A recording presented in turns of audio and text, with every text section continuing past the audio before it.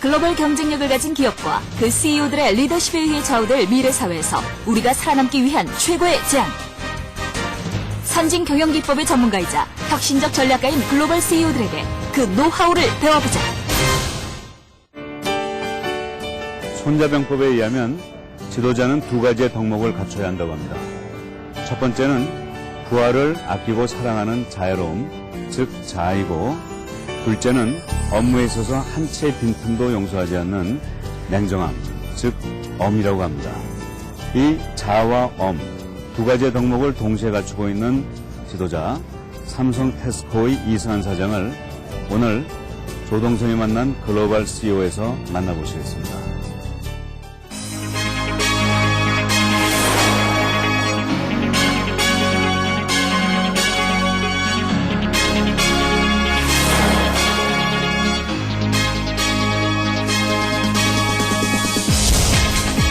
(1999년) 삼성물산과 영국 유통회사 테스코가 합작해 만든 대형 할인 매장 홈플러스. 창위 초기 1조 8천억 원의 외자 유치, 5만여 명의 고용 창출, 농민 지원 연간 1조 원, 새로운 개념의 유통업계 블루오션 창출, 12,000여 명이 넘는 전 직원과 지난해 5조 4천억 원의 매출액 달성, 대형 할인 매장의 새로운 가치를 도입, 원스톱 생활 서비스의 쇼핑 문화 선도. 바로 오늘의 글로벌 리더 홈플러스 이승환 사장의 이력이다. 저희 사장님 하시면 가장 처음에 떠오르는 이미지는 청년입니다. 항상 끊임없이 도전하시고 아이디어가 굉장히 많으세요. 저희들도 젊은 사람들도 생각하지 못한 아이디어들을 많이 내셔서 저희들 항상 배울 게 많고요. What I'll say about Dr. Lee is that he has a very creative and uneasy mind, which is the trademark of any great leader and executive. He always looked how to make the best better, which again I think is very unique to him. And he's winning in that respect. I think if I were to evaluate, if I were to talk about his leadership, the way he manages things, and the way he has really brought up HomePlus in a very competitive industry, is basically second to none. He's a great leader. 불완전에서 완전을 추구하듯 경영의 예술 기법을 조화시켜 국내 유통산업의 새로운 패러다임을 창조한 이승환 사장. 경영이 무엇이냐라고 묻는다면은 경영은 한 폭의 그림을 그려나가는 과정이 아니고요.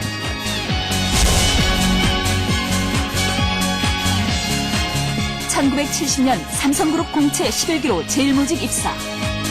평범한 사원에서 글로벌 CEO가 되기까지 창의 경영의 성공, 홈플러스의 이승환 사장. 그의 열정의 글로벌 리더십, 지금부터 알아보자. 이 사장님, 반갑습니다. 네, 감사합니다. 네. 이 테스코, 네. 그리고 홈플러스에 대해서 네. 좀 우리에게 좀 소개를 좀 해주십시오. 저희가 삼성 테스코는 저희 브랜드 이름은 홈플러스라고 그렇게 쓰고 있습니다. 근데 지금부터 8년 전인 99년 5월에 저희 삼성하고 영국 최대 유통회사인 테스코하고 이렇게 조인트 벤처로 해서 태어난 유통회사입니다.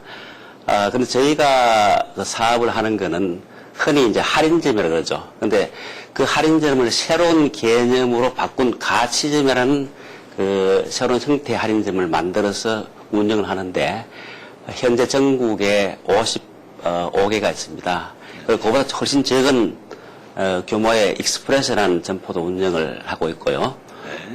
그리고 그 외에 저희가 우리나라에서는 처음으로 소매금융이라는 그런 신유통 서비스를 마련해서 소비자에게 서비스를 하고 있습니다. 근데 제가 알기로는 처음에 테스코와 삼성이라는 두 거대 기업의 합작, 네. 조인트 벤처로 알고 있었는데 네네.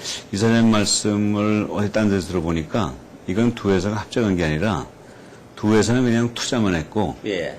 이 홈플러스라는 예. 상표를 가진 삼성 테스코가 창립을 했다. 예. 이런 표현을 하셨다고 들었어요. 예, 그렇습니다. 그래서 사실은 많은 사람들이 뭐 영국 본사 이런 얘기를 저한테 질문을 할 때 그렇게 하는 경우가 있습니다. 그래서 저희는 본사가 없는데요 이렇게 대답을 하거든요. 네. 왜냐하면은 저희 회사는 별개 회사입니다. 그래서 영국과 삼성은 투자자다 이렇게 저는 얘기를 하고 있습니다. 그렇죠. 사실 이 원래 유명한 세계적 브랜드를 얻고 우리가 성장한 게 아니고 다국적 기업이면서 독자적인 로컬 브랜드 네임을 개발해서 이게 유명하게 된 그런 이게 프로세스가 전혀 아마 거꾸로 되어 있다시피 한번 느낄 거예요. 그렇다면 지금 불과 역사가 8년밖에 안 되는 네. 아주 뭐 거의 벤처 기업에 해당하는 예. 그런 지금 삼성 테스코를 만들어내신 건데 예. 근데 이 프로그램 시리즈를 보면 뭐 역사가 100년, 150년 된 회사들의 그 한국 또는 아시아 최고 책임자를 인터뷰하고 있었거든요. 예. 근데 우리 이사장님은 정말 불과 8년 만에 예. 150년의 역사를 가진 회사들과 예. 같은 반열에 오르는 예. 그런 회사를 만들어내신 거네요. 예, 이제 자랑스럽게 생각하는 거는, 고객에게 정말로 사랑받는 회사로 됐다 하는 거. 이게 저는 자랑스럽게 생각돼요. 그래서, 금년에 얼마 전에 이제 다시 저희가, 고객 서비스 대상으로 받아가지고 표준협회에서 6년 연속 고객 서비스 대상을 받았습니다. 그 동시에 한국의 뭐 표준협회, 뭐 능률협회, 조선일보 하는 이런 3대 고객 만족 대상을 받아가 뭐 사람들이 그랜드 슬램 달성했다는데 이 파이낸스 그 재무적인 숫자 성장뿐만 아니라 그런 것들을 이뤄낸 거를 저는 좀 자랑스럽게 생각하고 있습니다. 근데 또 하나 제가 듣기로는 우리나라 유통업계에서는 2등이지만 예. 그 단위 면적당, 예. 그러니까 그 플로어 스페이스 단위 면적당 예. 그 매출액은 세계에서 1등이라고 예, 그렇습니다. 그거는 제가 보기엔 매출액 1등보다 더 큰 예. 경영 성과로 봐지는데요. 예. 그래서 뭐 그런 그 경쟁 성과 등에 저희가 이제 그 힘을 입어서 사실은 지금까지 약 한 4조 원이 한국에 투자가 되지 않습니까? 예. 이 어마어마한 금액의 투자를 이제 제가 이제 그 CEO 초대 CEO로서 하고 있습니다만 전적으로 이게 다 맡기고 하는 그런 결과도 가져오지 않나 그렇게 생각이 됩니다.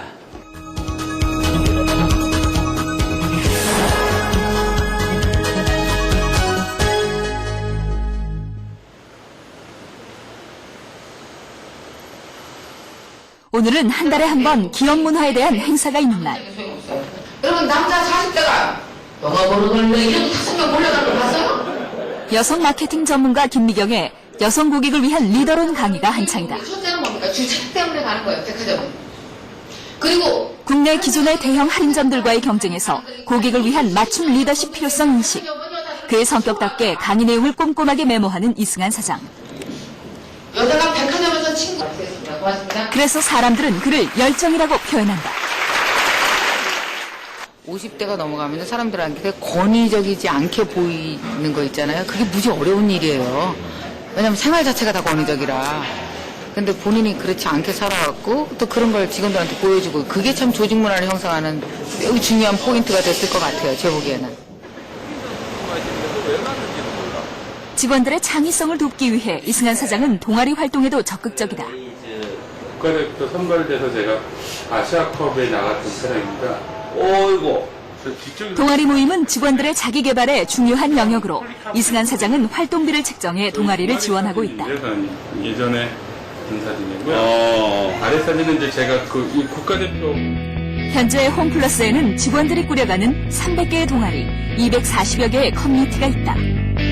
자기 개발을 통해 직원들이 얻는 만족감으로 업무의 효율성을 높이는 신바람 경영. 이승환 사장이 강조하는 창의 경영이다. 그는 직원들과의 만남을 통해 새로운 기업 문화를 이끈다. 진짜 달콤한 내일을 위하여.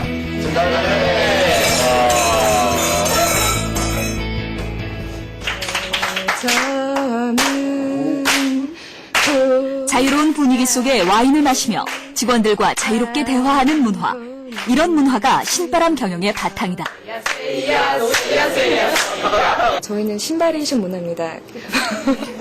한국인의 뜨거운 열정, 그 신바람 문화와 그 서양의 이성적인 그런 문화들이 합쳐져서 신바레이션 문화를 지금 사장님께서 열심히 동참하시게끔 저희를 유도를 하셔서 저희 직원들은 열심히 따라가고 있습니다. 굉장히 회사 생활하면서도 즐거운 마음으로 하고 있습니다. 동양의 열정과 서양의 합리주의를 접목시킨 신바람 경영은 창의 경영을 기업 문화에 접목시킨 이승환 사장의 리더십이다. 좋은 회사에서 위대한 회사를 지속하는 것. 그것은 기업 문화로부터 시작된다. 경영 방식을 전부 그 테스코 걸 갖다 쓴 게 아니라 예. 우리 이 사장님이 그걸 어떻게 보면 하나는 만들어내신 거나 다름없는데 예. 물론 또 좋은 걸 조합하시고 예, 있겠지만 그 비결은 뭘까요? 예, 저는 그거를 그로컬 스탠다드라는 용어를 쓰고 있습니다. 그건 뭐냐면, 사실은 저는 이제 글로벌 스탠다드의 신봉자예요. 네. 철저하게 뭐 투명해야 되는 그 경영 원칙이라든지 시스템이라든지 날리지 베이스라든지 그 경영 혁신이라든지 이런 거는 철저하게 이제 글로벌 스탠다드를 따르지만은, 사실은 점포의 형태라든지 상품의 구성이라든지 마케팅 이런 거는 로컬 문화를 이해하고 시장과 고객을 이해하지 않으면 할 수 없잖아요. 그럼 철저하게 로컬 쪽을 접목시키는 이제 글로벌하고 로컬라이제이션 합해서 이제 글로컬이 됐죠. 이런 것들을 이제 하니까 엄청나게 매출 효율이 더 올라간 거죠.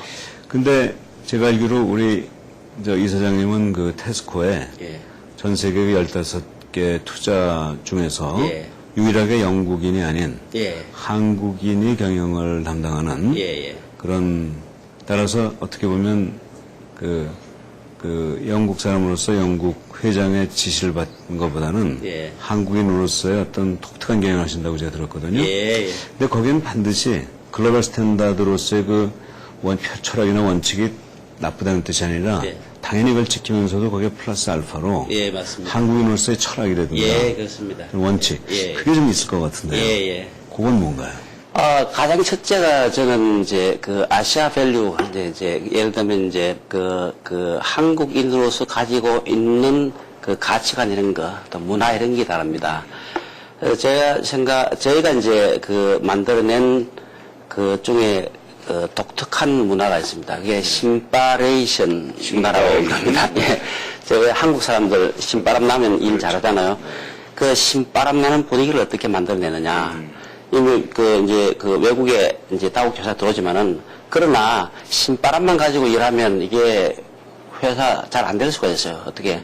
거기에는 서구적인 가치는 뭐가 들어가냐면은 역시 이제 합리성이라든지 그 다음에 프로페셔널리즘. 아주 토거든요. 이 두 가지를 어떻게 절묘하게 엮을 수 없느냐. 그래서 하는 파워를 만들어내는 수냐 해서 그런 신바레이션 문화라는 걸 만들어냈습니다. 근데 예를 들면요, 저희가 점포를 만들 때 대부분의 이제 다국적이 있다면 본사의 어떤 원칙과 모든 걸 거기 그대로 적용하게 되어 있잖아요. 거기서는 현재 가면 거기서 새롭게 만들어내는 게 허용되지 않는 경우가 거의 대부분을 보면 됩니다. 그래서 저희는 우리가 다 만들어내요. 점포 형태도 전혀 영국에 있는 것도 아니고 또 미국에 있는 것도 아니고 한국에도 없는 것을 새롭게 만들어낸 거죠. 세계 어디도 없는 거를요. 그런 거니까 그렇게 만들어내니까 애들이 만들어내니까 얼마나 창의적입니까? 신바람 나잖아요. 자기 마음대로 만들어내니까. 근데 또 하나요. 특징적인 거는 지금 회의비가 있습니다. 다국적 회의비요. 그럼 이제 신바람 날려고 하면 팀워크를 일려고 하면 예산이 있어가지고 그때 회식할 때 지원도 돼야 되지 않습니까? 다국적 기업 회의비라는 게 없어요, 사실은. 근데 저는 회의비를 아주 공식적으로 예산에 넣어가지고 저는 이게 급여의 일부다 그러고 회의비를 책정을 합니다. 또 저희가 저희 회사에 한 300여 개 동아리 활동이 있어요. 취미 활동이 한 300여 개 동아리가 있는데 그걸 또 지원한다든지 이렇게 하고 있으니까 이 신바람 나는 한국의 문화 이거를 이제 이 회사에 다국적 기업이면 가져올 수 있잖아요. 근데 거기다 또 뭐냐면 보통 보면은 다국적 기업하면은 현지에서 커뮤니케이션 문제 되게 많아요. 근데 회의할 때 보면은 되게 교수님 아시겠지만 영어로 이제 얘기를 하고 그 다음에 통역이 하잖아요. 그러면 어떻습니까? 회의가 영어로 하고 통역을 하니까 시간이 2배가 걸릴 거 아니에요. 그러고도 제대로 못 알아듣는 경우가 많아요. 근데 저희 회사에는 뭐 외국인 임원들이 몇 사람 안 되니 지금 이제 외국인 임원 딱 2사람입니다. 그것밖에 안 되니까 처음에는 그거 좀 많아 점점 줄어들었어요. 저는 그걸 바꿨어요. 한국말로 해야 합니다. 그 두 사람에게 한글을 가르치는 게 더. 예, 그 빠르죠. 정식으로 하는 거 빠르죠. 그래서 빠르겠네. 한국말로 회의를 하고, 그 몇 사람 안 되는 그 임원들 자리 옆에, 동시 통역사를 배치를 시켜가지고, 저희가 이제 한국말로 회의하면 동시 통역을 거기서 바로 옆에서 앉아가 이렇게 하니까 회의 시간에 반으로 되고, 그 다음에 이제 뭐 커뮤니케이션 이런 게 전혀 없었어요. 그렇죠. 이게 신바람이 되잖아요. 멋진 얘기인데요. 네. 그런데 그동안 아주 좋은 이렇게 성과를 많이 올려주셨는데 아까 그 좋은 점 중에 하나 말씀 중에 지금도 기억나는 게 할인점을 가치점으로 바꾸셨다는 말을 예. 말씀을 모두에서 하셨어요. 예. 그 제가 알기로 뭐 문화 상품이라든가 뭐 예. 여러 가지 그런 그 소비자들에게 예. 그런 그 문화센터를 통한 뭐 가치 정보 제공 이런 예. 걸 하셨다고 그랬는데 예. 그 내용 좀 설명해 주시죠. 가치점의 구체적인 가치점, 내용. 예. 네. 저희가 처음 그 회사 설립할 당시에 99년이죠. 그때 당시에 할인점 시장에 벌써 11개, 예를 들면 이마트, 롯데마트, 까라프, 월마트 등등 해서 이제 한 11개 회사가 이미 치열하게 각출을 하는 엄청난 그 경쟁 시장, 그 레드오션이었다고요. 할인점이라는 게. 이미 그렇게 엄청나게 치열한 경쟁 시장이 됐는데, 똑같은 점포의 뭐 개념하고, 포지셔닝으로 만약에 그 시장에 뛰어든다면은 이게, 게임에서 이길 수 있겠느냐, 시장 게임에서. 저는 그렇게 생각이 안 했습니다. 아류밖에 안 예, 아류밖에 안 돼요. 원오프댐이잖아요. 그렇죠. 그러면 이거는, 이길 수 있는 게임을 만들어내야 되겠다고 생각합니다. 이순신 장군이 사실은 뭐 해전에서 23선을 했지 않습니까? 그 이유가 사실은 질 게임은 하나도 나가질 않았거든요. 딱 이길 수 있는 게임만 이기고 돌아오신 거예요. 근데 이길 수 있는 게임이 결국은 뭐냐면 이길 수 있는 시간을 그냥 마냥 기다린 게 아니라 그 상황이나 환경을 이길 수 있는 게임으로 만들어내실 거예요. 저도 이제 그 이순신 장군님한테도 이게 벤치마킹 했다고 해도 이게 과언이 아닙니다, 사실. 이순신 경영관이네요. 네. 그래서 어떻게 하면 이 시장에 있으려면 11개 업체 미리 들어가 있는데 이길 수 있느냐, 이건 달라져야 되겠다. 하고 수많은 해외 벤치마킹, 그 다음에 우리 이 고객, 소비자들 서비를 엄청나게 많이 했어요. 아마 대한민국에서 그 당시 제일 많이 했을 겁니다.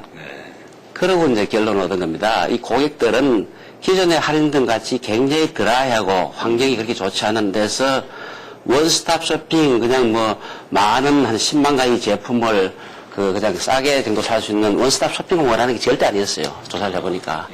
아닙니다. 우리는 원스톱 생활 서비스도 있으면 좋겠습니다 하는 게 뭐 전부 그렇습니다. 그래서 이거다 바로 새로운 개념의 할인점을 만들어내자. 블루오션을 창출하자는 얘기죠. 그래서 원스톱 쇼핑 서비스의 그 시설들을 만들어내기 시작했습니다. 했는데 그게 예를 들면 이제 첫 번째 들어가기 문화센터예요. 문화센터를 만들고 그다음에 어린이 놀이터, 그다음에 가족에 있는 푸드 코트 이런 것들이 우리나라 최초로 들어가기 시작합니다. 그다음에 뭐 뷰티 살롱, 클리닉, 심지어는 주민등록될 수 있는 민원센터까지 한꺼번에 들어왔어요. 1층에. 그것도 1층에다 집어넣었거든요. 그러니까 당시에 유통을 잘하는 전문가들이 하는 얘기가 저 사람 유통도 제대로 모르는 사람 같은데 저 1층에다 뭐 엉뚱하게 저런 거 뭐 돈 안 되는 거는 모조리 갖다 넣는데 아마 뭐 얼마 가가지고 장사가 안 되고 아마 좀 회사 그만두게 되지 않겠나 이런 아주 비판도 많았어요. 근데 예상외로 이제 점포를 여니까 손님들이 근처에는 뭐 가장 강력한 경쟁사 2점포 합한 것보다 더 많이 고객들이 몰려온 겁니다.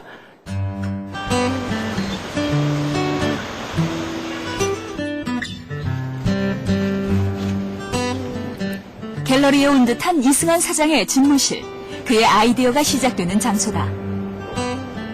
다양한 예술작품에 담긴 구도와 색채는 그에게 있어 새로운 발상을 찾는 방법이자 기업의 비전을 그려가는 예술 경영의 도구다. 그림제가 이제 구입할 때 늘 구도를 먼저 보거든요. 그건 경영에서 뭐냐면 회사의 장래의 큰 비전 어떻게 할 거냐는 미래의 비전의 구도를 잘 만들어놨냐, 경영의 기본 펀더멘탈 틀을 잘 만들어냈냐, 이런 것들이 그림하고 똑같아요. 그림에서 색상은 경영에서 뭐 같아요? 기업 문화가 똑같아요. 그 그림에서 느껴지는 그 최치, 이게 그 기업의 문화와 어떤 그 성격의 뭐 이렇게 향기를 가진 그런 기업 문화를 만들어낼 것이냐, 이게 굉장히 중요하거든요. 이러한 창의 경영은 현장으로 이어진다. 이승환 사장의 경영 아이디어는 매장의 물품 진열에서도 엿보인다. 그래서 들린 곳은 수산물 코너. 누가 해요? 요 고기들이 아주 지금 재밌게 진열되어 있는데, 그지? 요거 둘이는 키스하는 거네. 갑자기. 그림을 그리면 예쁘게 나올 수 있도록 진행하고 있습니다. 아, 예쁘게 나올 수 있도록? 예. 이렇게 해놓으면 고객들 좋아해요? 네, 반응은 좋습니다. 예. 캔버스 위에 그림을 그리듯 이승환 사장의 창의 경영은 단순한 상품이 아닌 하나의 예술로 승화돼 고객에게 전달된다. 진열도 저희도 예술적으로 하려고 노력을 하고 있고요. 그리고 앞으로도 지금 고객 조사 결과 점심 선호하는 프리팩을 도입하는 등 예술과 과학을 접목시켜서 만들어가려고 하고 있습니다. 그의 독특한 아이디어 경영은 이곳에서도 나타난다. 유통업계 최초로 매장에 문화센터를 지원, 신개념의 유통업을 만들어낸 것이다.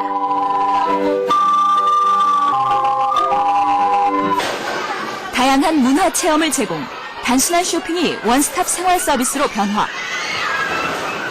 이러한 이승환 사장의 신개념은 국내 유통업계에 새로운 바람을 일으키며 다른 업계의 벤치마킹 대상이 되고 있다. 비즈니스의 예술가, 비즈니스는 예술가를 뭐라는지 알아요? 프로라고요, 프로. 예술 세계에서는 예술가를 하지만 프로가 된다는 얘기예요. 프로를 만들어야죠. 새로운 개념의 할인점으로 창출한 블루오션. 이승환 사장의 프로다움은 창조 경영을 통해 기업의 다양한 모습을 시장에 내놓는 차별화 전략에 있다.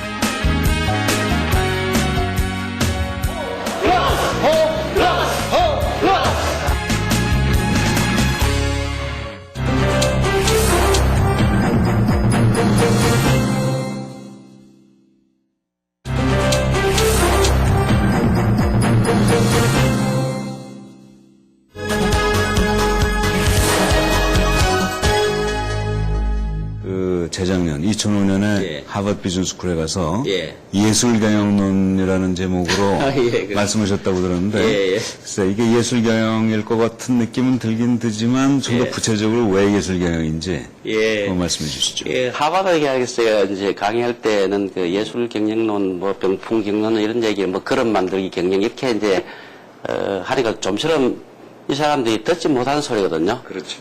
자기들 서구에서 하던 경영이랑은 좀 다른 각도로서 많이 있는 거 하니까 좀 엉뚱하게 다르니까 굉장히 듣고 싶었던 것 같아요. 그래서 그 같은 소리에서만 아마 저보고 오라 그러지 않았을 것 같은데요. 근데 이제 그 예술 경영이라는 거는 사실은 그 정신 세계를 얘기하는 거예요. 그래서 이제 제가 이제 그 많은 사람들한테 물어보면 예술은 완전한 거 아니냐. 그래서 굉장히 완전한 그런데 정작 예술가한테 물어보면 이건 지극히 불완전하다. 그래서 나는 완전함을 만들어내기 위해서 일생 동안 내 혼과 열정과 에너지를 불사르면서 완전함에 도전한다 그러는데 그러나 스틸 뭐 예술가 물으면 그 참난 불완전하다 그러거든요. 근데 경영에서도 똑같다고 생각해요.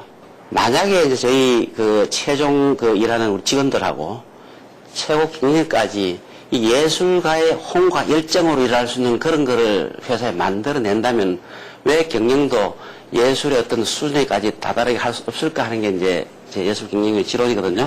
사실 굉장히 그 개념적이고 퍼셉션하게 들릴지 모르지만 그럼 이게 실제 현장에서 이게 워크업을 한 거고 현장에 닿는 얘기냐 라는 걸 제가 한번 그 예가 있습니다. 네. 예. 제가 그 점포를 방문했을 때 수상 코너 앞을 이제 그 돌고 있는데요. 수상. 그 생선 코너. 생선 예, 코너. 생선 코너 있는데, 그 앞에 직원이 있길래야, 제가 그 직원 보고 김태환 과장이라는 친구인데, 아, 당신 참 예술가 같아. 이랬더니, 갑자기 뭐 와서 예술가 그러니까 좀 이상하잖아요. 아, 무슨 말씀이세요? 그러니까. 제가 그래, 아, 나는 너 뒤에 있는 그 생선 코너가 내 눈에는 그 화가들이 그림 그리는 캔버스로 보이네. 이랬거든요. 그럼 캔버스로 보일 거예요. 왜 또 다시 보면요. 아주 컬러풀하고. 예. 그래서 자네가 매일 아침에 생선을 그 진열하는데, 근데 점마다 달라요. 이 어떤 직원은 그 진열은 고객이 가는 플로어하고 똑같은 방향 고객가 달려가요. 어떤 친구는 고객이 이렇게 걸어가는데 그 반대 방향 생선이 이렇게 고객을 맞이하면서 온다고요. 어떤 친구는 그걸 대각선으로 연결해요. 근데 또 하나, 그 매일 아침에 저희가 생선을 재울 때 밑에 아이스 큐브로 얼음을 잽니다. 그렇죠. 얼음을 재는데 어떤 친구는 그걸 완전 잔잔한 호수같이 만드는 친구였냐면은 어떤 친구는 파도 치는 물길처럼 만들어요. 그렇게 각 점포의 직원들이 매일 아침에 그 작업을 하는데 만약에 이 사람들이 정신이 자기가 고객을 정말 감탄하게 감동시킬 수 있는 그런 예술가의 혼과 마음과 열정을 가지고 같은 돈도 든 것도 아니잖아요. 그렇죠. 그런 자세로 그런 정신을 한다면은 지치지도 않을 테고 또 고객이 보면 기가 막힌 생선 코너가 될 거 아닙니까? 우리가 일반적으로 뭐 경영은 예술이다 하는 표현을 하는데 뭐 그럴듯하긴 하지만 뭐 구체적으로 와닿지 않았었는데 오늘 지금 이 사례가 아주 완벽하게 경영이 왜 예술인지를 알려주는 것 같습니다. 근데 뭐 버스원이라는 이론도 또 만드셨다고 그러는데 그건 뭔가요? 버스로는 뭐 리더십에 관련된 건데요. 첫 번째 버스는 비컨이고 좋은 회사가 되는 것. 두 번째 버스는 좋은 회사에서 위대한 회사가 되는 것. 세 번째는 위대한 회사를 그대로 어떻게 지속적으로 영속시키냐는 문제. 보통 보면은 그 전쟁 때 리더십하고 태평성세 때 리더십이 같을 수가 없는 거거든요. 기업도 이 처음에 이 성장 단계별로 좋은 기업이기까지의 리더십, 그 다음에 이제 좋은 기업, 위대한 기업, 이렇게 리더십이 달라진다 보는데, 제가 여태까지 이제 창업하고 난 뒤에 여태까지 한 리더십은 작년까지로 생각돼요. 제가 운영들을 지고, 비전을 제시하고, 경영 스트럭처를 만들어 놓고, 자, 여러분 따라오십시오. 같이 갑시다 하고, 그걸 전부 이제 공감대를 만들어내고, 설득을 시키고, 자신감 부르게 이렇게 했던 거예요. 제 운전대는 제가 지고 있었어요. 근데 이제는 제 회사 그래도 뭐 한 8년 지나고 나니까 뭐 규모도 한 6조 넘고, 이제는 좋은 회사에 이제 문턱에는 들어섰다. 이제 처음에는 뭐 아주 뭐 그런마 회사인데 이제는 위대한 회사가 되었다. 이때 운전대는 이제는 내가 몰고 가면 안 된다. 우리 그 리더십 팀들을 양성, 이 사람들이 스스로 몰고 가면서 할 수 있도록 하고 나는 이끌어가는 다소 카리스마적인 그 리더십이죠. 거기에서 스포티브, 밀어주는 리더십으로 전환해야 되겠다 해서 두 번째 버스에 이제 그 사람들 태운 겁니다. 그리고 스스로 운전들 하십시오 하고 지켜보면서 이제 지원을 해줍니다. 그때 중요한 건 사실은요. 요 두 번째 버스 때 정말 타지 않아야 될 사람, 탈 사람을 잘 구분하는 것도 좀 필요하다고 생각돼요. 한 사람이 운전을 잘못하면 큰일이 생길 수도 있으니까. 그래서 이제 그걸 이제 가동하는데 해보니까 쉽지 않아요. 쉽지 않지만은 늘 뭐 쉽게 이루어지는 게 있습니까? 그래서 저는 우리 리더십 팀이 탁월하게 제가 없더라도 이걸 이제 그 운영할 수 있도록 그렇게 이제 만든 게 이제 소명이고. 근데 아까 말한 시스템, 메커니즘도 이제 그렇게 만들어가지고 세 번째 버스 때 갈 때는 제가 인텔리전트 버스라는 이름을 붙였습니다. 이게 시스템 메커니즘이 작동해가지고 리더십이 약간의 이제 그 잘못된 방향으로 큰 흐름을 잘못되게 간다든지 좀 오류가 발생하면 이 워닝 시그널이 나오도록 그렇게 제가 이게 남겨놓고 싶어요.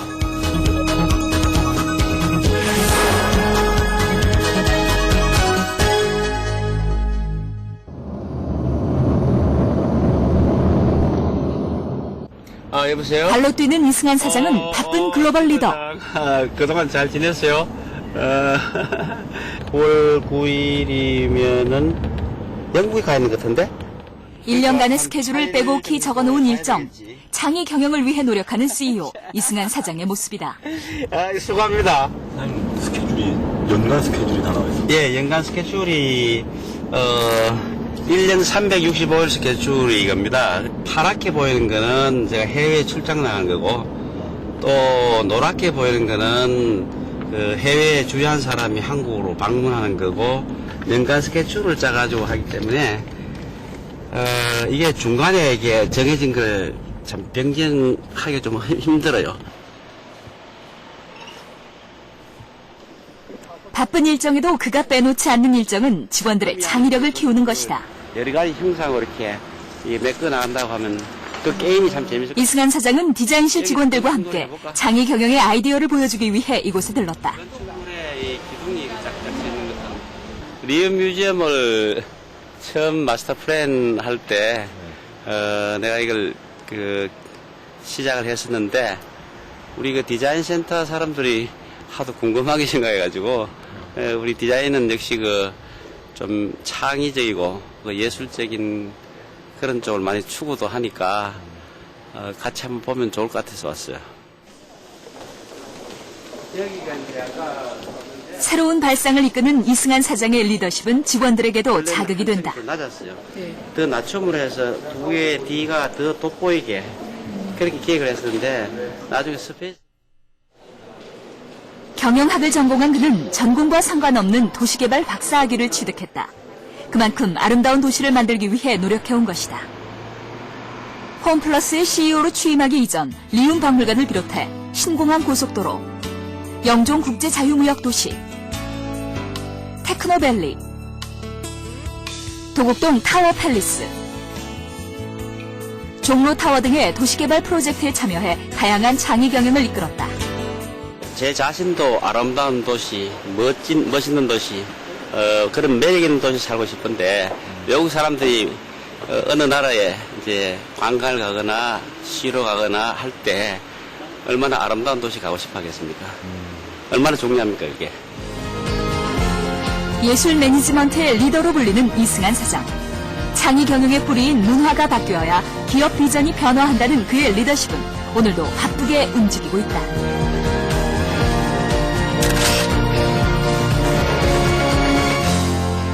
근데 우리 이사장님은 요새는 네. CEO 역할뿐만 아니라 네.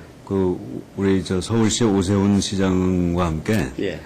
서울시 자체를 굿투 그레이트로 바꾸는 예. 아주 거대한 프로젝트를 진행하고 있으시다고 예. 들었습니다.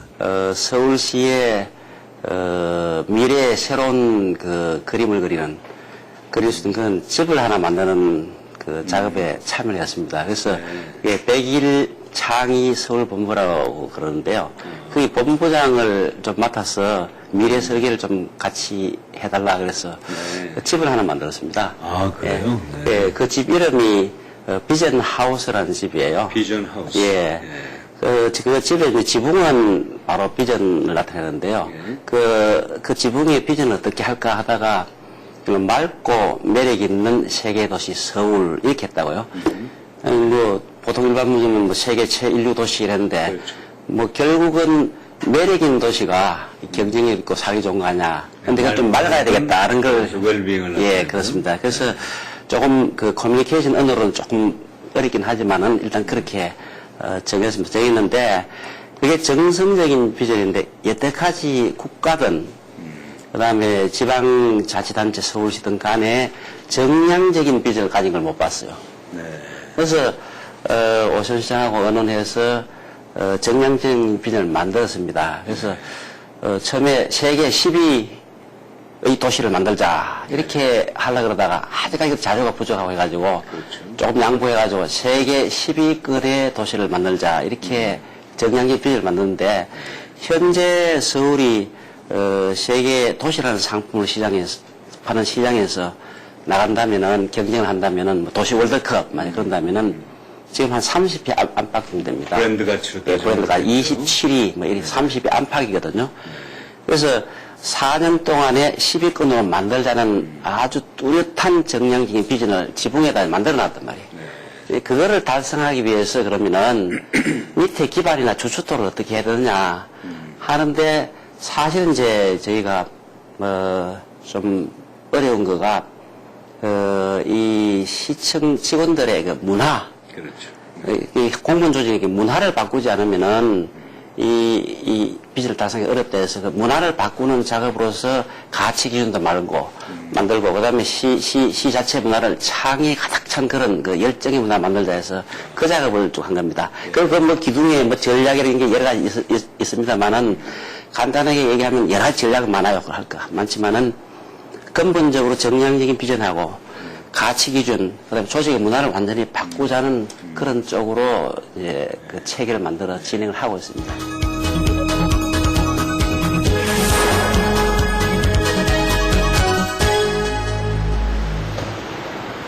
이승환 사장의 하루가 시작되는 이곳. 집에 들어서자 가족 사랑에도 남다르다는 그가 부인에게 피아노 연주를 들려주고 있다.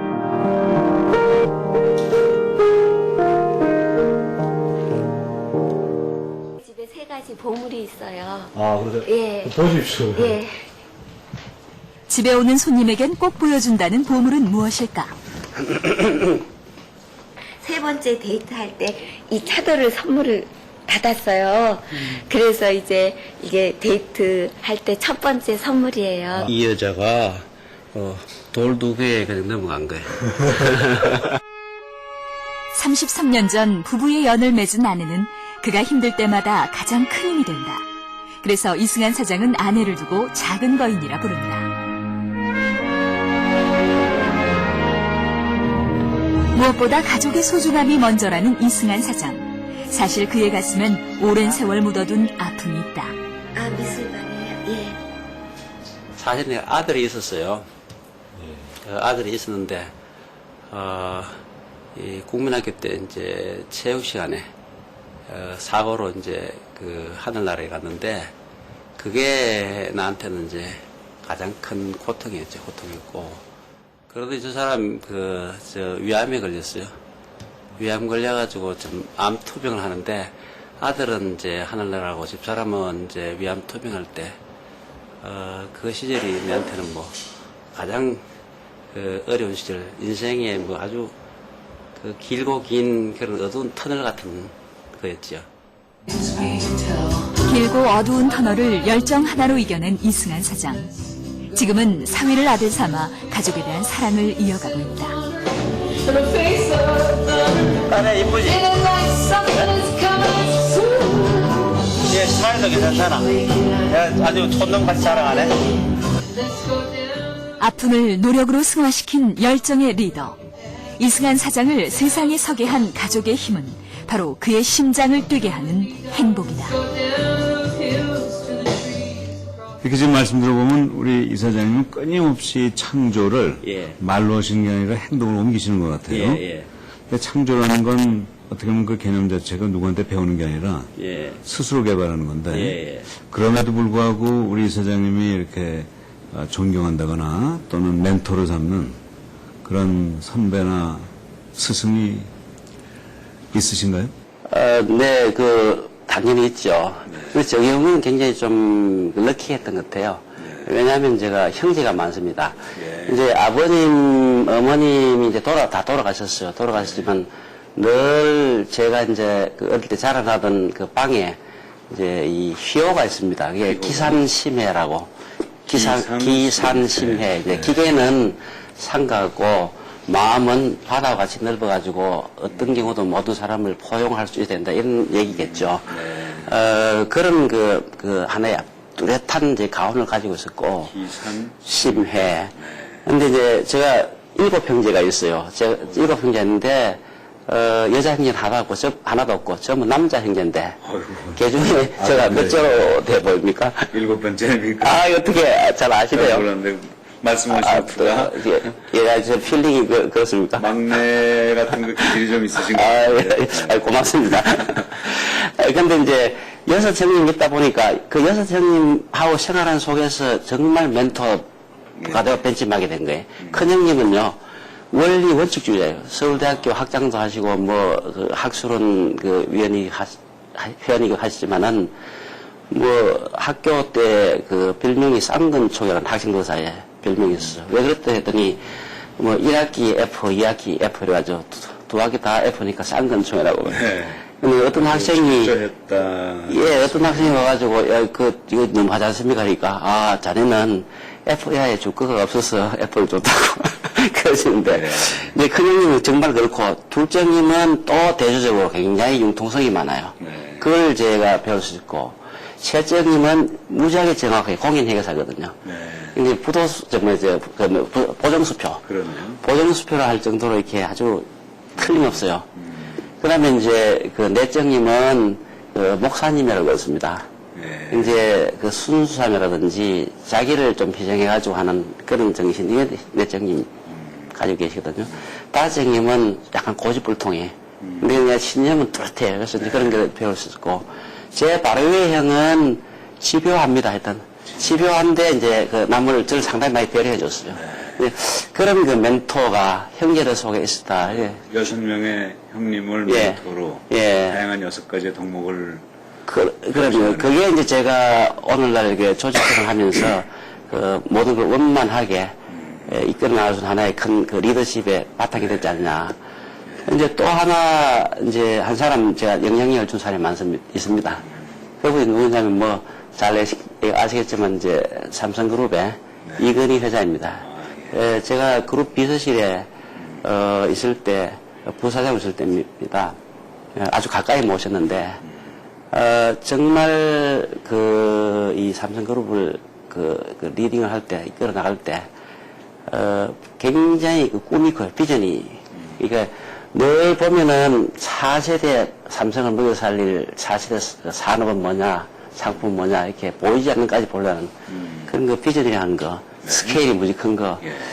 그리고 또 그 사장단들이요, 끝내 그거를 이루어내지 않으면 안 될 정도로 집요하게 그거를 그렇게 만들어요. 결국은 해내고야 말도록. 예, 그런 그 집요함들인 게 저한테는 굉장히 멘토가 됐지 않았냐. 그렇게 생각을 합니다. 자, 근데 이제 마지막으로 예. 그 한 가지만 좀 더 여쭤보겠는데요. 예. 그 아까 그 생활 공간의 그 원스톱 예. 말씀하셨는데 참 그게 아주 신선하게 다가오거든요. 근데 그게 어떻게 보면 그 유통 컨버전스하고도 관련이 있지 않나. 그게 화두인데 거기에 대해서 이제 좀 그 삼성 테스코의 구체적인 그 뭐랄까 경쟁력의 원천으로서 그 부분을 한번 말씀해 주시죠. 예, 뭐, 유통 컨버전스에 대해서 이제 아까 이제 지금 말씀하셨는데, 어떤, 유통이 어떤 형태로 이제 되어갈 건가, 그보다 저 근본적인 쪽을 말씀을 드리면은, 제 생각에는 이제 기업은 그 두 가지 얼굴을 가진, 야누스적인 얼굴을 가졌다고 생각하는데요. 하나는 성장의 얼굴이라 생각하고, 또 하나는 기여의 얼굴이라 생각하거든요. 기여. 예, 기여, 사회에 기여하는. 근데 얼마 전에 지의 그 해외 인터내셔널 담당하는 이제 CEO가 한국 방문했을 때 기자들이 물었습니다. 위대한 기업의 조건이 뭐냐 하니까 딱 한마디로 sustainable growth, 지속적인 성장을 얘기하거든요. 물론 저는 참 어거리 하거든요. 그러나 그거는 필요 충분 조건 중에서 필요 조건이라 되지 충분 조건까지는 맞추지 못한 생각인데 그래서 저는 늘 기업이 지속적으로 성장하면서도 지속적으로 사회에 기여할 수 있는 그런 얼굴 모양도 만들어내야 되지 않겠냐. 사실 해서 아까 문화센터 얘기했지만은 그 문화센터가 굉장히 확충하고 있거든요. 현재 그 55개 문화센터를 가지고 있는데 이 강사 수가 굉장히 많습니다. 2,900명이 되니까. 대단하네요. 뭐 서울대학교 교수가 1,800명인데. 그러니까 종합대 한 2개 정도 되는 많으신데요? 사실은 저희가 강사 수를 가지고 있거든요. 그러면서 1년에 한 50만 명 정도 되는 고객과 지역 주민들한테 문화라든지 평생 교육에 그 기회를 갖도록 이렇게 하고 있거든요. 이제 이런 것들이 이 기업이 자기 기업의 얼굴을 만드는 하나의 한 가닥의 이제 일이 아니냐. 제가 이제 좀 굉장히 좀 뿌듯한 거는, 제가 이렇게 하나의 모델을 제시했을 때, 다른 경쟁사들이 전부 이 모델을 따라가지고 카피를 하면서 이쪽으로 오고 있다는 겁니다. 그럼 이 자체가 기업의 사회 공헌 활동, 기업의 얼굴을 만드는 한 풀뿌리 모델이 돼서 많이 확산한다면은 좀 풍요로운 사회, 국가가 될 수 있지 않나 그렇게 생각이 됩니다. 오늘 이사장님과 아주 이 삼성 테스코 홈플러스라는 그런 상표를 가진 기업의 최고 경영자로서의 말씀을 드리면서 이와 함께 경영자가 가져야 할 그 태도, 자세, 그리고 이 기업의 역할, 여기까지 상당히 그 광범위하게 이슈를 다루고 또 많은 공부를 서로 한 것 같습니다. 오늘 이 프로그램을 들으신 여러분께서도 함께 이런 뜻을 또 그 내용을 공감하시고 또 이것을 기초로 해서 더욱 새로운 그런 미래를 만들어 나가는데 동참해 주시길 기대하면서 오늘 시간 끝내도록 하겠습니다. 감사합니다. 예, 감사합니다. 네.